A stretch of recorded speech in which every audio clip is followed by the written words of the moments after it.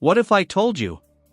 Episode 2 isn't trying to celebrate Rhaenyra's victory. It's trying to make you question it. Welcome back to GhostFrame, where every story has a hidden side. At first, this episode gives us exactly what we've been waiting for. Rhaenyra finally stands closer than ever to the Iron Throne. Her enemies have suffered a devastating blow after the Battle of the Gullet. On paper, Team Black is winning. But here's something I noticed while watching the episode. The writers never allow us to enjoy that victory. Almost every scene pulls our attention away from celebration and back toward consequences. Instead of triumphant speeches, we get difficult conversations. Instead of relief, we get uncertainty. Instead of confidence, we get responsibility. Even the pacing of the episode feels different. Rather than slowing down to let Rhaenyra enjoy what she's gained, the story immediately forces her to deal with the next political and military challenge. And I don't think that's accidental. Because episode 2 isn't asking, can Rhaenyra take the throne? It's asking something much more interesting. What happens after she does?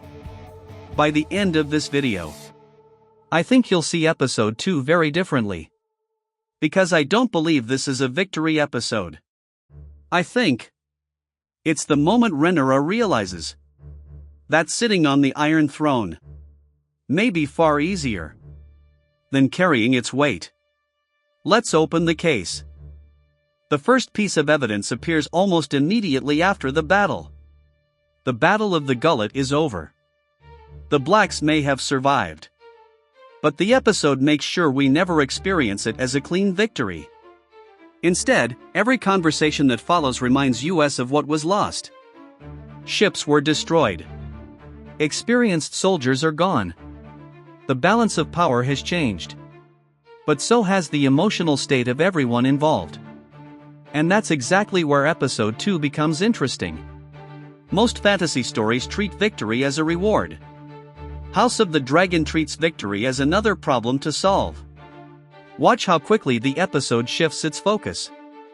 Instead of celebrating the outcome, the story moves into council meetings, strategic disagreements, and impossible decisions. The war doesn't pause to let anyone breathe. It simply asks for the next sacrifice. And that's where Rhaenyra's role begins to change. Earlier in the series, she could still think like a claimant. Someone trying to prove she deserved the throne. But now, every answer she gives, every order she approves, and every moment of hesitation has consequences far beyond herself.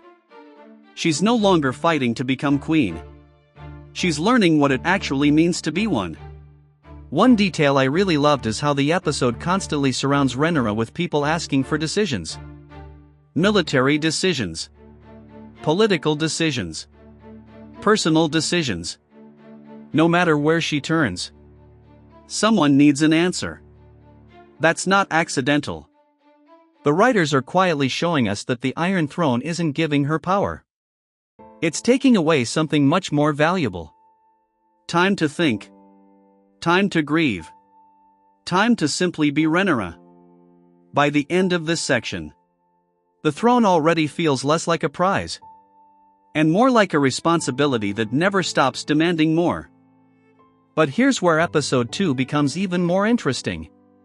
Because this isn't just Rhaenyra's story anymore. It's the story of every ruler who has ever believed the Iron Throne was the finish line. Think about it. Viserys wanted peace.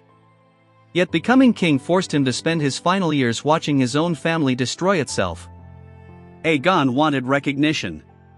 Instead, he inherited a kingdom already consumed by war. Daemon spent his entire life chasing purpose. But every step closer to power only created more distance between him and the people he cared about. And now, episode 2 quietly places Rhaenyra on that exact same path. One thing I love about the writing is that it never says this out loud. Instead, it trusts the audience to notice the pattern. Every ruler believes they'll be different. Every ruler believes they'll succeed where everyone else failed. And every ruler discovers that wearing the crown is far more difficult than winning it. That's why I don't think the Iron Throne is the real antagonist of this story. The real enemy is the belief that absolute power can solve deeply personal problems. Because it can't. The throne cannot heal grief. It cannot repair broken families. It cannot erase loss. And episode 2 keeps reminding us of that in subtle ways. Every conversation, every difficult decision, every silent look, they all point toward the same conclusion. Rhaenyra may finally have more authority than ever before. But she has less freedom than she's ever had. And that's the hidden tragedy of this episode. The moment she gets closer to everything she's ever wanted, she also moves one step further away from the person she used to be.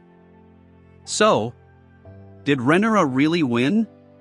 After looking at episode 2, I don't think the answer is as simple as yes or no. Yes. She stands closer to the Iron Throne than ever before. Her position is stronger. Her claim feels more real. But this episode quietly asks us to look beyond the battlefield.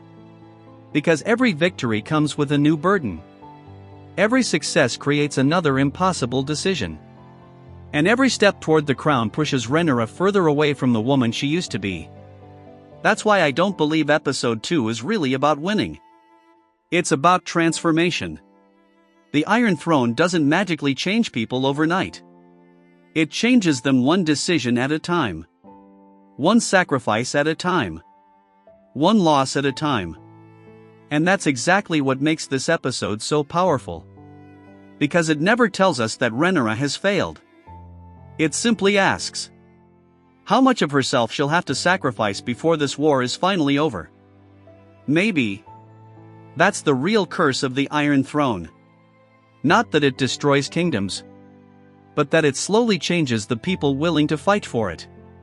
And maybe the tragedy isn't that Rhaenyra finally reached the throne. Maybe the tragedy is that she'll never be the same person again? But that's just my interpretation. Now I want to hear yours. Do you think episode 2 was a victory for Rhaenyra? Or the beginning of her downfall? Let me know in the comments. If you enjoyed this analysis, don't forget to leave a like. Subscribe to GhostFrame.